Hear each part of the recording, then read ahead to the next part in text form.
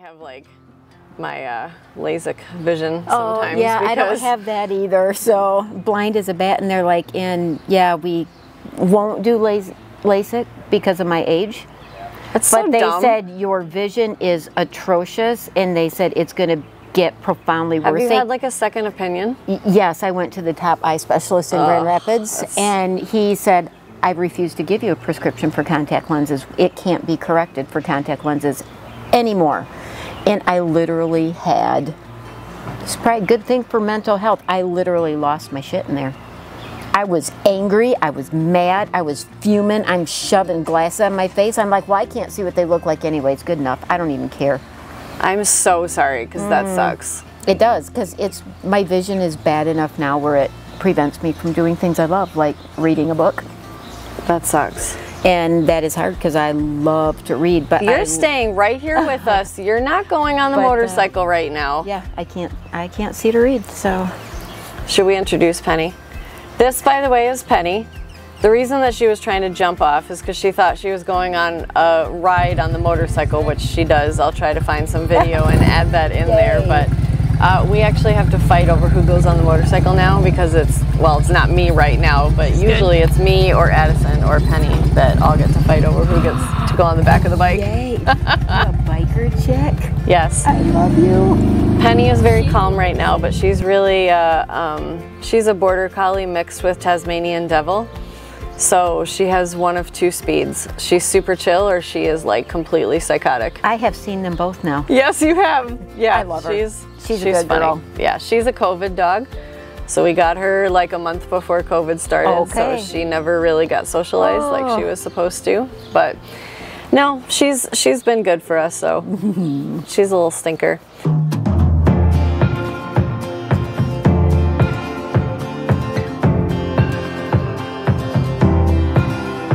Sometimes I play it safe, and you can see it. It's easy for me to show. But sometimes I'm really brave, and that just means that I'll try again tomorrow. It's my dog created mountains where the valleys used to be. Gotta change perspective if I really want to see. So welcome. Hi. Today we are still in our Mental Health Awareness Month, and as we were talking beforehand, we decided that we wanted to talk about just life changes and mental health going through life changes, because everybody goes through life changes. It doesn't matter who you are, what age you are, there are things that you go through that are beyond your control. Right. And you may not expect that would trigger a depression. Absolutely. Because it doesn't seem like it should. And sometimes it doesn't come out as depression. So like I can remember my anxiety when I was 17, getting ready to move across the country to go to college, right? And how many of our kids are facing that right now? Oh my gosh, right? And so they call it, they have a term for it, what I didn't realize, which is like soiling the nest, right? They're scared about leaving, they're nervous about leaving, and so they make a mess of the household. Not like physically, but they start to pull away, and they start to have the attitude, and they start to kind of just like this is no longer comfortable, so that it helps them in their minds be ready to go, right? To move on. Because that kind of, I've noticed it with the Marine Corps. I've now had, 2 in. And it is shocking how many of them, when they get out of boot camp and they're now at their base or their MOS, how many of them completely pull away from family. They don't call them, they don't check in, they don't answer phone calls. Like literally, even when they get leave, they'll go back home and see friends, but they won't go to family. And all these parents on the groups are just like they're heartbroken. Right. But I've come to realize you can't take this personal. It's almost like they're putting on this armor and going home and sitting with family and mom or siblings or all of this and staying there will bring about that longing to be there as opposed to what they live in. Barracks, strict rules, strict organizations, always being told what to do. And they really miss home. Which would make leaving so much harder all over Without again. a doubt. To us, they're coming home and we're like, yay, we get to see them. But to them, like you said, it's a totally different mindset. And trying to figure that out. And so, I just want to say, if you have kids in the military, and if you're bye, Penny. All right. If you're newer to it, don't take offense and don't get angry at your kid if they do that. Just trust me on this. Don't get angry. It's they're struggling and trying to figure out how to live life this way, because I promise you they want to be home. I wonder if it's similar to when college kids come home, that same thing. You know, they obviously, it's so exciting to see all their friends and all of that, and so they stay in their rooms and they stay kind of put away. And I never even really put that together when I was that age, that's what I was doing, was I don't want to leave this place again, but I know I have to. So like, don't get too comfortable. Don't get, it's kind of like you're fine when you get cut until you see your mom, and then you're like, it's so much worse. I know. Like you can totally tough it out, and But I do feel like it's that same exact thing, and so for sure. This week in particular, most of the schools in Michigan, they're having their last couple days. We have graduation. Graduation is next week. 2 friends of ours. Yep. This week, next week, the week after, it's all kind of staggered. And good segue here. They're going to go into their empty net space. They are. This is their last one, and they're already, you can see the signs of that struggle. Yeah. Struggle. It's a big life change for both sides of it, the child and the ones at home. And it changes dynamics, I think, of the relationship at home, because now it's, and if you have a partner at home, whether it's your, husband or boyfriend, whatever it may be, the dynamics of that relationship change because you're not parenting actively absolutely at home anymore. So now it's, here we are, back to where we started, just you and I. But life has changed you both a lot. Right. And I think some people find out that I don't know who this person is anymore. You have spent, minimum 18 years focusing on keeping this human being alive and enriching their life and doing what you can for them. And whether or not the children were the center of your household or if they were part of the household, either way, it changes. Without a doubt. It completely changes. Completely. And I was reading something the other day that said, parents that have seniors, the tears are going to come. Oh, yeah. But you might be surprised that it's not just at graduation. Or that you don't cry at graduation, You might be excited, and that's you might be so wonderful. Excited, and then you're kind of expecting to have to feel these emotions, and then you don't, and you're like, am I doing something wrong? No, because it will hit at different times. Oh, for sure. Me, after my boys moved out, it was that first time that I went into their room and I smelled their smell, and it was a good smell because they're past like the 14, 15-year-old stage. But, you smell their smell and they're not there. They have moved out and they are gone, and you just find yourself picking up a shirt that they left or a pillow that they left, or laying down in their bed and just being like, I remember reading them stories when they were little and things like that. I love that you shared that, because I literally just had one of those moments, and I want to say it's been within the past couple weeks, like that recently. I was doing some organizing and I opened a box and there was my son's camis. And, he had a bunch of extra and older sets, whatever, and it just left them there. He had plenty of other ones. I picked that jacket up and I just bear hugged it, and I wept. Just wept as I just held onto it. It's like that's all I had. Right. And this was, it's... those moments are going to happen when you don't expect it. And I'm like years into this. Like years into it. And there I was in the middle of my house, hugging an article of his clothing and just weeping, wishing. I'm just trying to imagine him in this coat and Oh, those moments are bittersweet. They're just bittersweet. And it is bittersweet, and that's what it is, because you don't want to not celebrate what they're doing right now, because you're so proud of what they're doing, and you're so excited that they've made all these steps in life, and whichever direction they've gone, it doesn't matter, but they've become adults and they've raised themselves, and you are blessed and honored to be able to have had your children be raised to adults, because not every parent gets that, you know, and so, but that reminiscent and those memories and all of that just comes flooding back. It does. Like you are in that moment. Oh, and that's what happens. Like, I closed my eyes in that moment, and it was just memory and memory you're just transcended to those times. And it's like my mind was just finding all the details of him, from the red hair and the eyes and, you know, the funny sense of humor, and just, you know, like, what is he physically like now? Because we haven't seen him in a while. Still hasn't been allowed to come home, and you know, and it's like they just get big and muscular and strong and all of those things. And it's like, has he changed a lot in that area? Right. Pictures I see he's still wiry and whipped thin like they like him to be. But man, tough as nails. But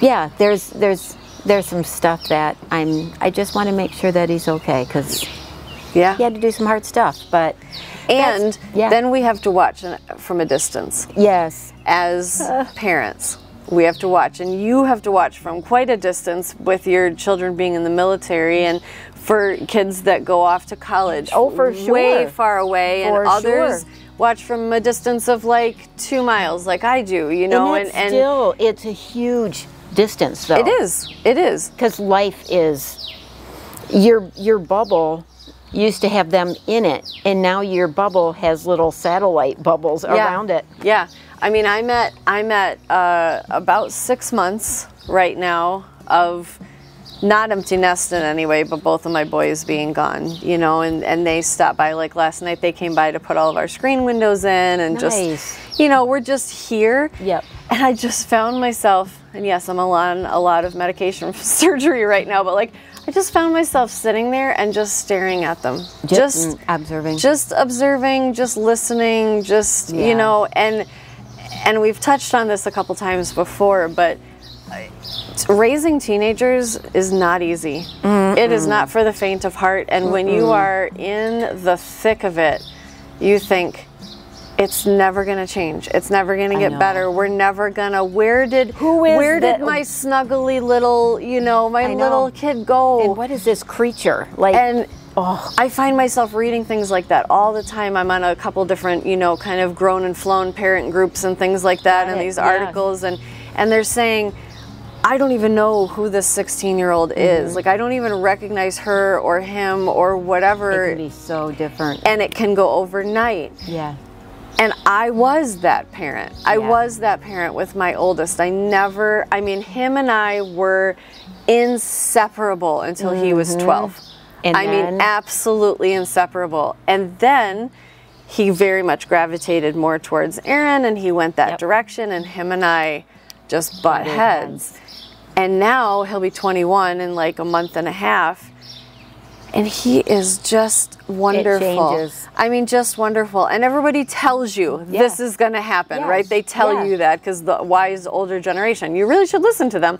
But when it's you yourself, you think, yeah, but that worked for you. Like, it's not going to work for me. You don't know my situation. You don't know all those things. And, you know, I get random little texts from him now, completely unprompted, and has nothing to do with what I'm going through. You know, it's not like he feels like he has the to, obligation call to check in. No, it's just I love you so much, and like, thank you for this and thank you for that, or whatever, you know, and just these different conversations that you have with them. And it's hard, because you want to be there for all their celebrations, but you also have to let them have their space, and you want to go in and rescue them when they're having a hard time. I know you got your lifeguard whistle and you're bored and you're running down the beach, and you're like, but I can't go in the water. You do. And from a mental health aspect, what I have found is a lot of times families do the pleasantries. How are you? What's going on? What are you up to? What's your job? Great. What's I'm your busy at school? work, What's your blah, blah, whatever, blah. right? Yes. But what they're missing is asking the questions of, but how are you doing? Right. How Going are deeper, you, the self.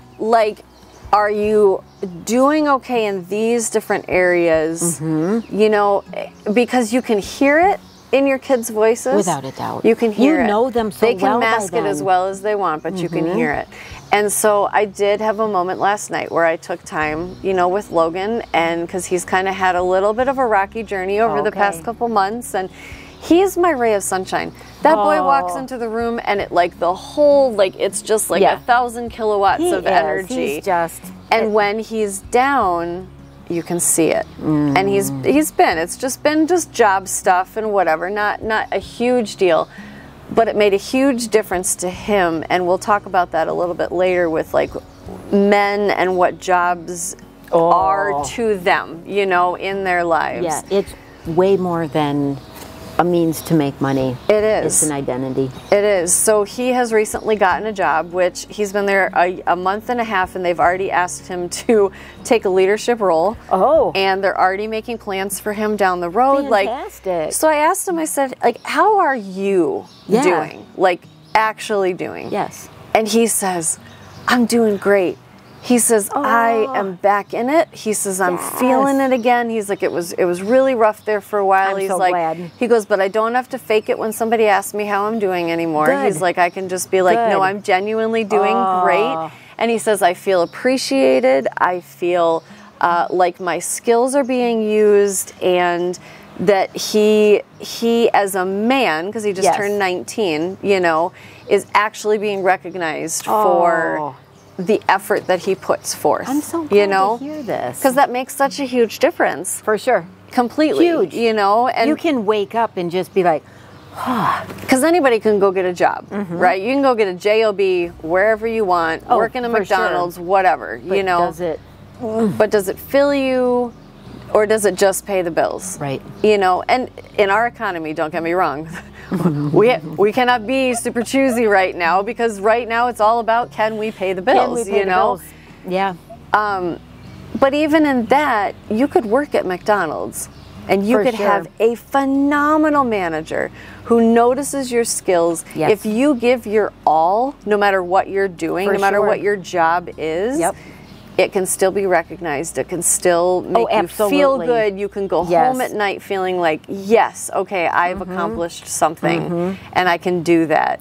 And we were talking about that before we were recording, you know, about let's segue into retirees. The other side of it, because we are dealing with this. So let's talk more about that. Yes.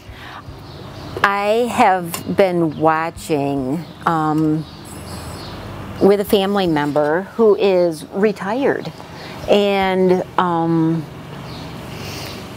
starting to really recognize how difficult it can be for both men and women, but I think particularly men, and especially in that age group, the retirement age men now. Jobs were their identity, their source of pride. It's what they did. Yeah.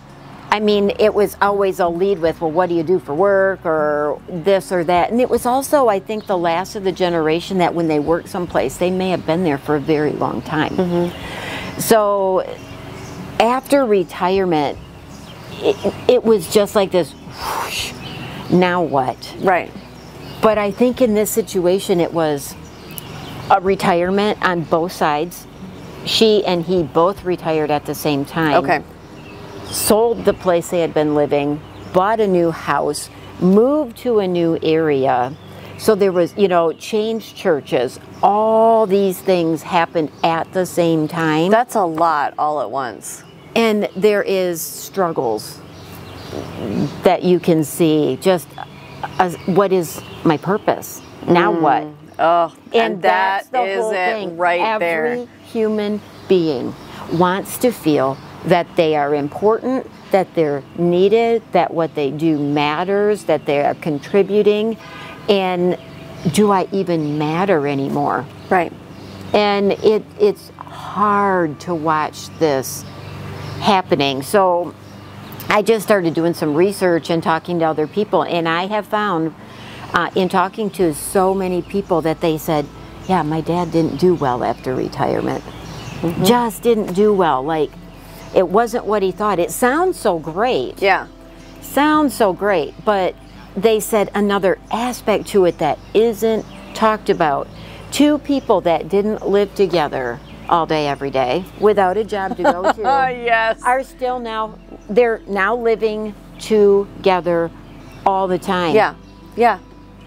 And a lot of people are finding out that they don't know the people that they're married to well. No, because I think there's a couple things that lead to that. Come here, Penny. She's just doing her thing. I think there's a couple things that lead to that. When you go, so say a couple goes out on a date. Yes. We try really hard not to talk about our kids, right? Oh, but that's so much of our life that we end up talking about it, right? So that's a big conversation. You talk about work, like what you did at work. Yeah, what's going on at work? How about that big projects you have or different things, right? So then you talk about like, oh, you went out with so-and-so. How did that go? Or whatever. Right. Anything new happened at the house today? Okay, so then when you retire, yep, you've taken away those topics of conversation that are a natural flow. Right. And then you're sitting across from this person and you're like, hi, my name's Heidi. Did you? I'm Sarah. Yep. So we met like 25, 30 years ago, but do we really know who each other? Yeah, so what? Oh, but wait, are we those same people that we were? No. And that's the other thing too, is like, before you have kids, before you get married, all of that, and you fall in love and you do all these things, you are at your core, you're who you are, right? Sure. But life changes you. Yes. In every aspect that I can think of. Gas station drink. That's okay. I have my refrigerator water. Cheers.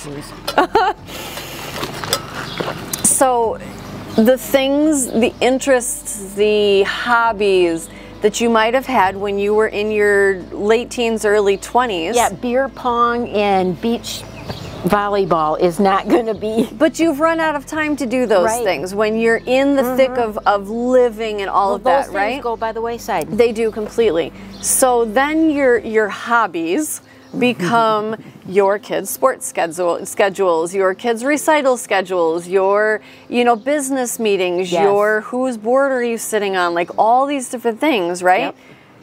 And then again, that goes away. You're like, oh. And as women, we love you, men. We're going to start with this. We love you very, very dearly. So dearly. You are in our way when it comes to cleaning the house and getting things done around the house. Yes. Because we have routines. Whether we are working moms or whether we have stayed at home or whether there's been a combination of both, right? Yes. We have a routine. This is how we do things.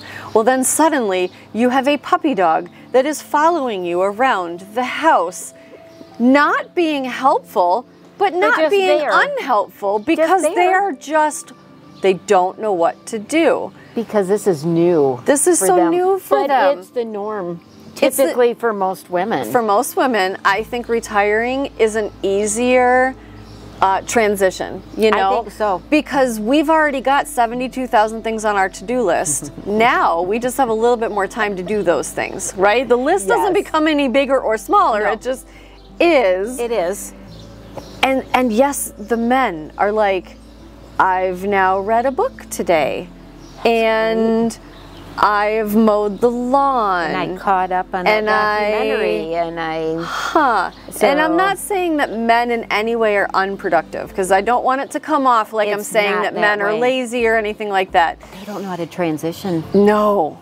It is a very difficult thing for a man to not have his identity wrapped up in what he does for work anymore. Yes. Again, not mattering what that work was, but he woke up every day, he would have a routine. For sure. He would go to work, he would do these things, he would come home, and then things were magically done. like when he came home and he didn't know what happened in between. It's like this magical, like, wow, the clothes were all over the place, and now when I come home from work and they're folded and put away, this is incredible. It's amazing right? how that works, but and so it's funny to me because like Aaron and I are not of the retiree age, right? However, life circumstances happen. He broke his back 9 years ago, which we don't talk a lot about, but he did, and we role reversed. And so he was then staying home. I was then working. Was that tough for him? It still is. I was going to say. Very, very, very I was difficult. waiting for you to say yes and say it still is. No, now, it still isn't is. It still is. And so we have not followed the traditional, like that he got to a certain age and then he retired or whatever. It was taken from him. And so it still is 9 years later. There's still a struggle of like, who's in charge of what in the house and who's supposed to be doing what in the house. And it doesn't really matter who does what, but there's certain things that have to get done. For sure, yes. And so there's been that like, and then I got sick. Yeah.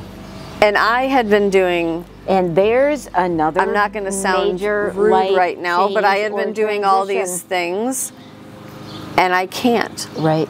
And so you were talking about like the loss of purpose, the loss of feeling like you're contributing. It's like people want to feel value. And I have had a roller coaster of feeling valued, and so has he, which has led to you're struggling with roles and what. There's no defined roles. There isn't. Like at all. It's all over the place, and it has been as outside of the box as you can possibly think of. But even like before I had gotten sick, there were days, because we worked together. Yes. We live together. We are married together. Like, we do everything together. So there has been days where I'm like, get the fuck out of my house right now. Like, leave. You have to go. Yes. Like, I would need some space. And I would orchestrate it where like I would get everybody out of the house. Yes. Including any bonus people that lived with us. Yes. I would be like, y'all got to find somewhere else to be for the entire day. And they would get home, and it looked like Mr. Clean had come through with his magic sponge. And doesn't that make you feel so good? And then I was good, right? Then I was good. I'm just going to say something right now. Husbands or partners, I know that you really love that lady that you're married to. Mm-hmm. Don't take it as a negative when she needs time away from you. Don't smother her and be another thing to take care of or to tend to like a child. Yes. The regulars in their life, and I'm talking partners, kids, all this, you have to maintain tabs on who you are. Yep. You need to fill your cup. You need to grow your interests and invest in yourself.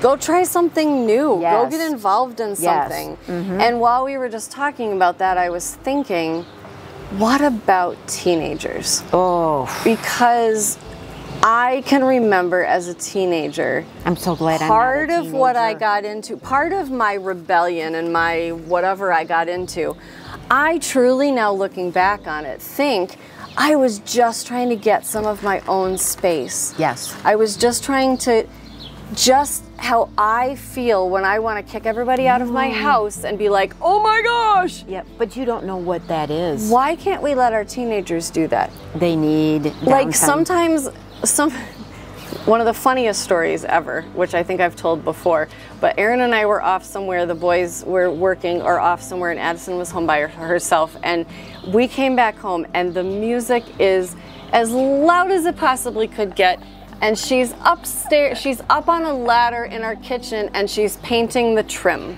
right? Oh. Because she was mad about something, right? Yep. So she was, but she had the freedom, the space, all of that to go, this is how I'm going to channel my anger right now. I am going to turn the music up really loud. I am going to paint the trim, which whatever, you know. For anger. But it could have been like, it could have been anything. Yeah.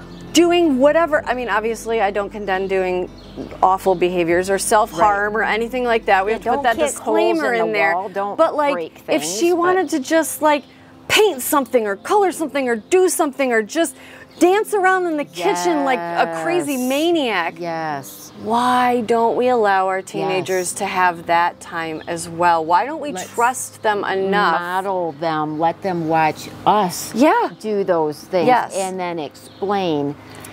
Anger and those strong emotions, they will come out somehow. How she handled it was beautiful. Music is a great tool and a great medium. But then she found something to physically do something, because anger, I know for me, it produces just a sense of like, there's so much tension. So physically doing something becomes an outlet for all that extra. And I know, like, when Logan was going through a harder time, he would throw his bicycle in the back of his car and he would just go and ride all the trails all around at Millennium just to be alone, because his living environment was not one that was pleasant.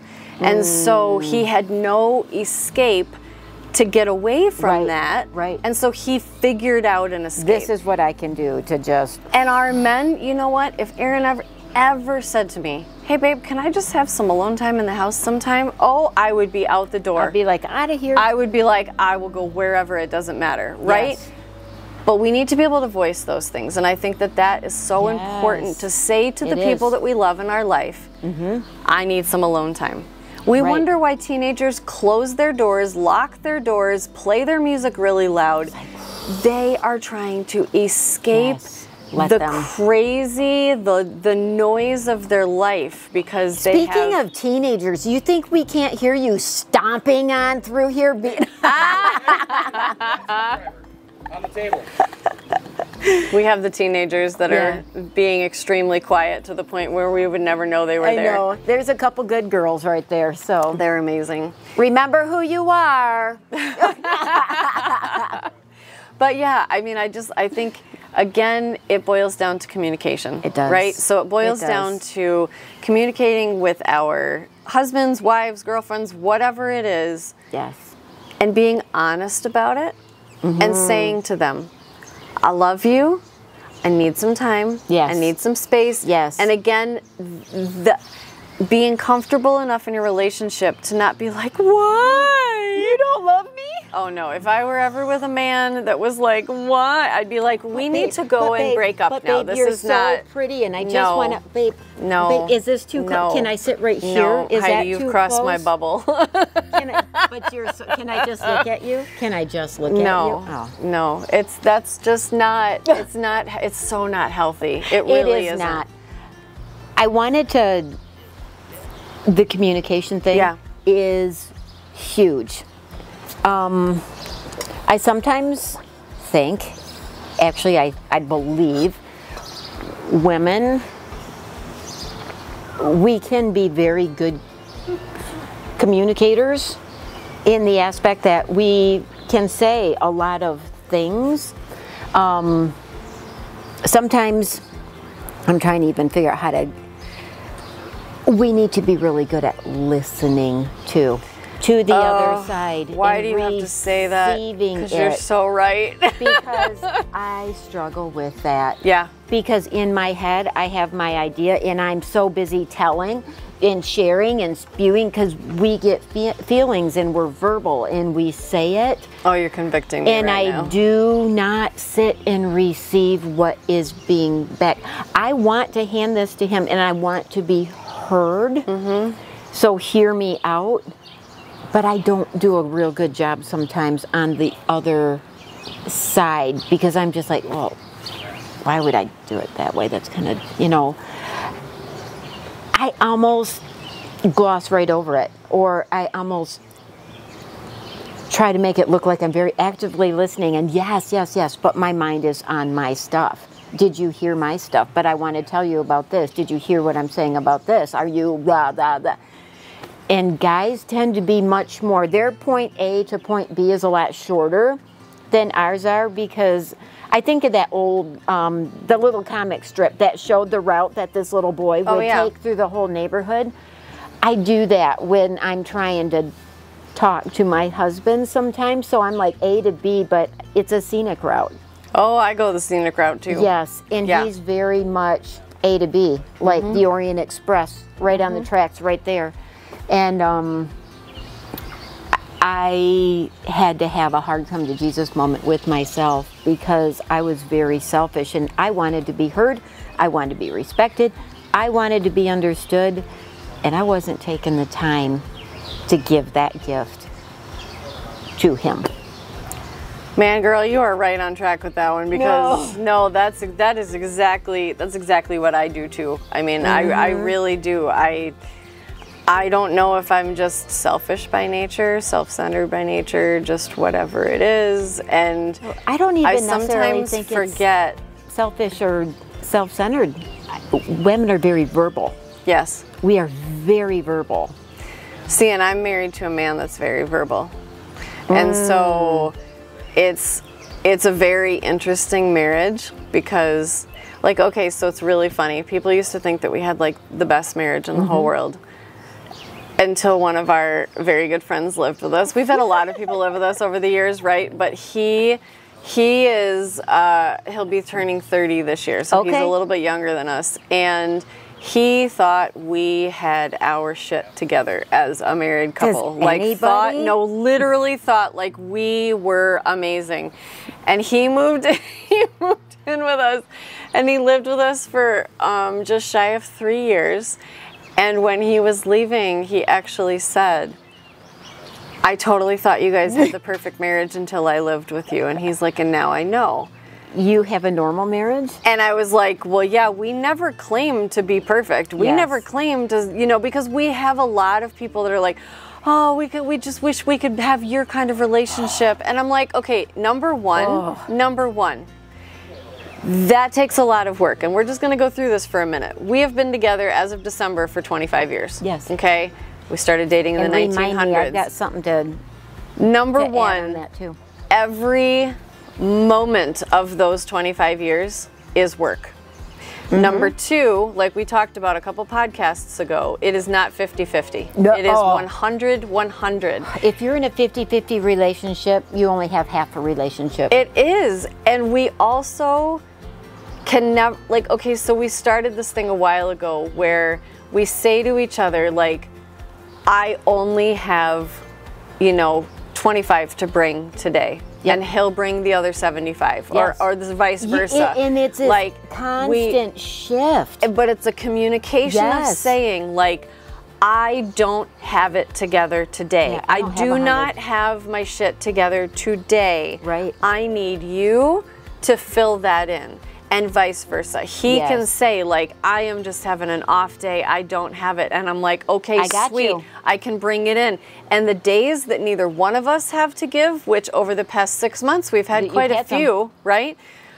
We are just trying to be graceful with each other, knowing that both of us are fragile at that moment. You love each other at the core of this. Yes. At the foundation of all this, but you're just kind of wading through some stuff that wasn't expected, and it's hard. And number 4, neither one of us are perfect. Neither one of us claim to be perfect. When I said I needed a best friend, I thought it was perfect person, and now you're like... That's my last point. We are best friends. Yes. And if you have ever had a best friend anytime in your life, I don't care if you were 6 or if you were 23 or whatever, best friends can fight. And that's okay. But the root and the core and the center of all of it is strong enough to withstand the storm. Any of the storms. For sure. Because we don't put on a show. We don't walk around going, oh, yes, we are the best married couple in the whole world. I wish everybody was like us. No, we fight like cats and dogs over the absolute stupidest things in the entire world. Because human beings living together, we are all, whether you agree with this or not, I'm still going to say we are all at nature selfish. Yep. About ourselves. We think of ourselves first, and that's just human nature. And I'm saying not completely, but we all have that. Sometimes, some days it's greater than others, but And I'm going to tell you how Yes. it's going to be funny, and it's funny that I'm revealing this, but if I'm in a bad mood or I'm angry or I'm whatever, without a doubt, he can get me to laugh by lifting up his shirt and showing me his nipple. It's the funniest thing. And I can get him to not be mad at me in any way by walking up and grabbing onto his things, and then we're good. And it just works. You find like your you ways find to your break that friction and tension. It can be an all-out drag out. Do you ever find out that requires a step off your high horse? Oh, absolutely. Because I will resist doing that, and then I'm like, now I feel so stupid. Like I'm feeling really dumb. So Yeah. it's just going to be better to just keep on and then I'm like, but I don't feel this way, and I'm feeling Right. dumb, and I want my husband. Yes. Yeah, and so any times in your life when you're finding yourself in your change in life, whether it's a medical diagnosis, whether it is a sudden move that you have to make, whether it is a financial crisis, Oh, whether goodness. it Kids is leaving a child, or leaving, Parents or aging. And, parents oh. aging, so many life things can happen.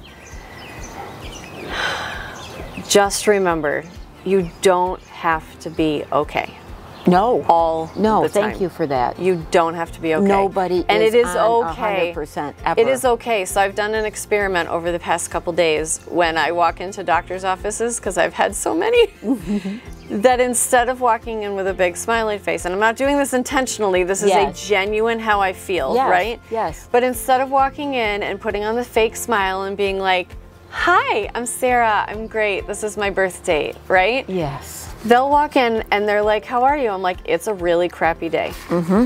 And I love the medical community because they're amazing. They deal with Yes. sick people all the time. Yes. And they've been very understanding. And I'm not rude to them. for I sure. do You're not just walk in. It is honestly not their sharing. fault that I'm where I'm at.